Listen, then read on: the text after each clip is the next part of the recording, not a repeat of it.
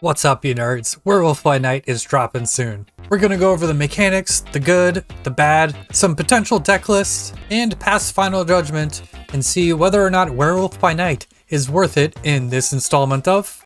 Is it worth it? So, spoiler alert, I think this card's gonna be pretty good. Just the potential power output of this card and the amount of decks he can go in is, it's big. But let's just go over the details of how the card actually functions. So a couple of the mechanics or key interactions that I've considered when thinking about Werewolf by Night is first up is Cosmo. Cosmo is not going to stop Werewolf by Night from triggering. Cosmo stops the on reveal of the card that Cosmo is blocking, but doesn't stop the requirements of Werewolf by Night's text from being met. You played the on reveal card, therefore Werewolf by Night will then trigger. Werewolf by Night doesn't say if an on-reveal effect happened, it says if an on-reveal card was played. The second one's kind of obvious, but figured to put it in here anyway. The on-reveal of whatever card triggering Werewolf has to be at a separate location. I just included it here because it is a easy thing to miss, and you might not think about that when you first read the card. Next up is cards where their text is removed will not trigger Werewolf. So like Zero or Leech, those cards remove just all the text from a card. So they are no longer on reveals, they are now vanilla cards. But yeah, say you zero like a sentry or something, and you play the sentry out, that will not trigger Werewolf by Night. And the last thing up is it has to move. If it can't move into another location for any reason, Professor X, restrictive locations or whatever, then his requirement is not met. Other than that, I think the card's pretty straightforward. There's not really too many trickery interactions.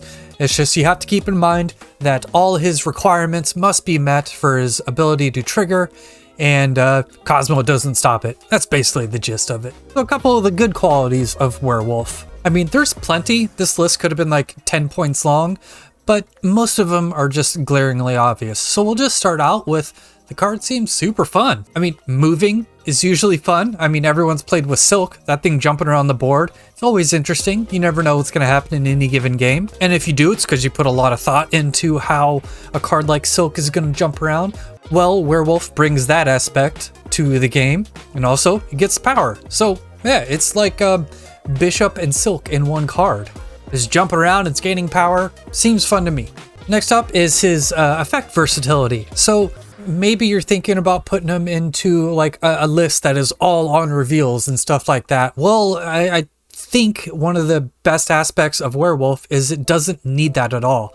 Triggering him 2 times means he's a 7 power 3-drop, which is basically the best in the game next to Maximus. Well, almost all decks, by default, except for maybe a dedicated ongoing deck, have more than 2 on reveals in the deck. So basically, this card could slot into anything, and it's going to be a 5-7 power at the bare minimum. That is the definition of versatility. Finally, he's unique.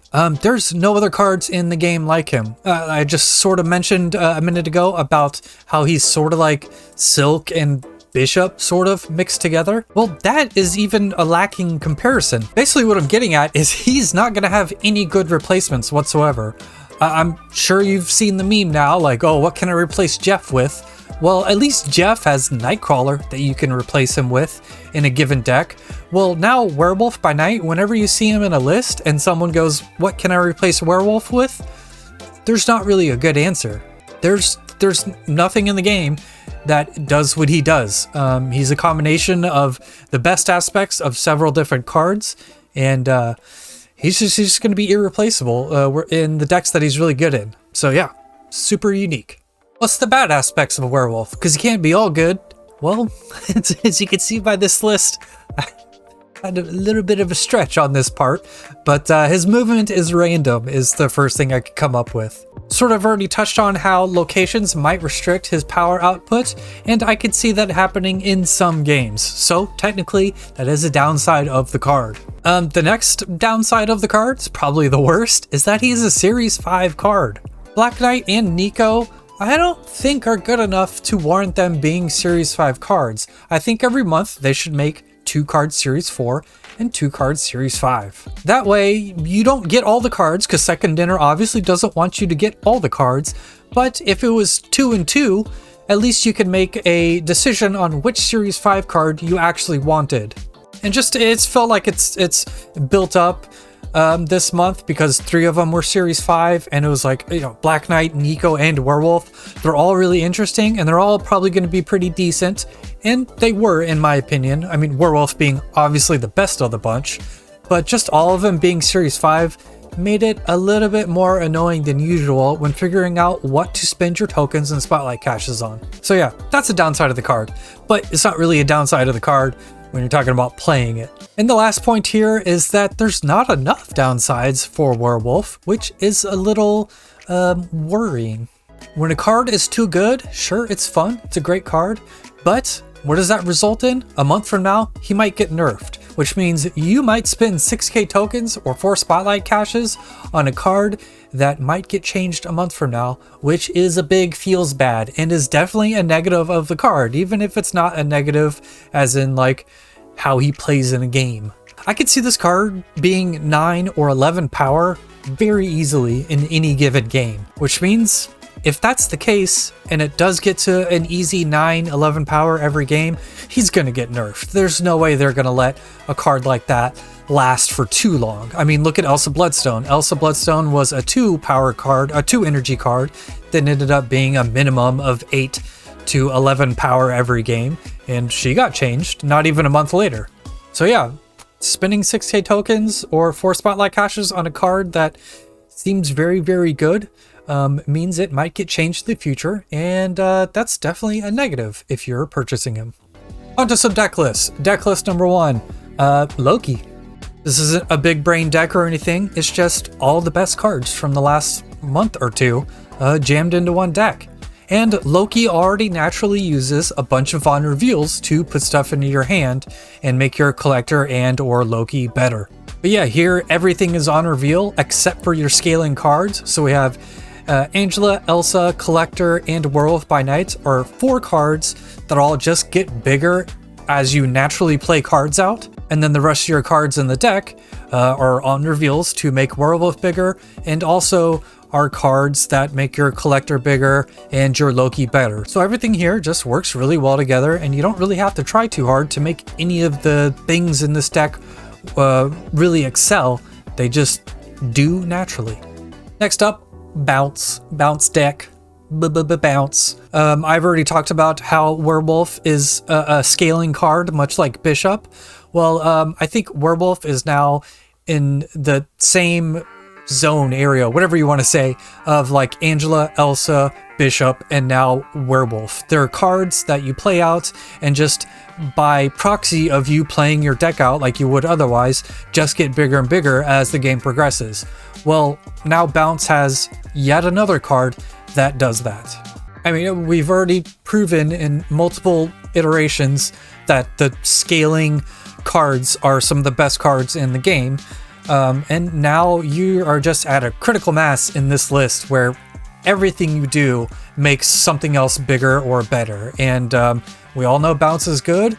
I think this is probably going to be the best version, or at least something very similar to this, the best version that Bounce has ever had. Last up, Movers, Wolf Move, little shimmy. Move has a bunch of on reveal effects because that's how you move stuff. And Werewolf moves, so seems like a natural fit. Move a couple months ago with the Spider-Verse stuff coming out, people were like, oh, maybe Move's going to be viable, and it ended up not really being viable as a deck in and of itself.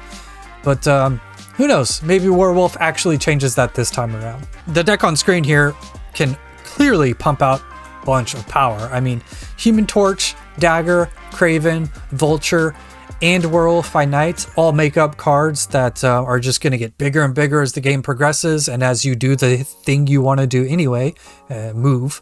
And yeah, maybe this is the month where Move ends up actually being a competitive deck list and not just like a meme.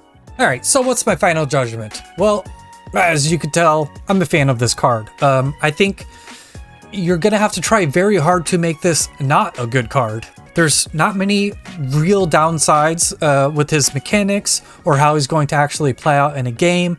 The amount of different decks he can go into is almost limitless. As long as you have 3 or 4 on reveals in a deck, he's a valid option for it at the very least. And we've already proven that scaling cards like Elsa, Angela, Bishop, Nebula, any card that just naturally gets bigger as the game progresses is always a good card. But the question here is Werewolf by Night worth 6k tokens or opening 4 spotlight caches? Yeah, I think so. It takes a lot for me to say something is worth 6k tokens, but I think Werewolf is going to be one of those cards where he's irreplaceable in the deck lists that revolve around him, and aside from that, he can go into decks that don't revolve around him.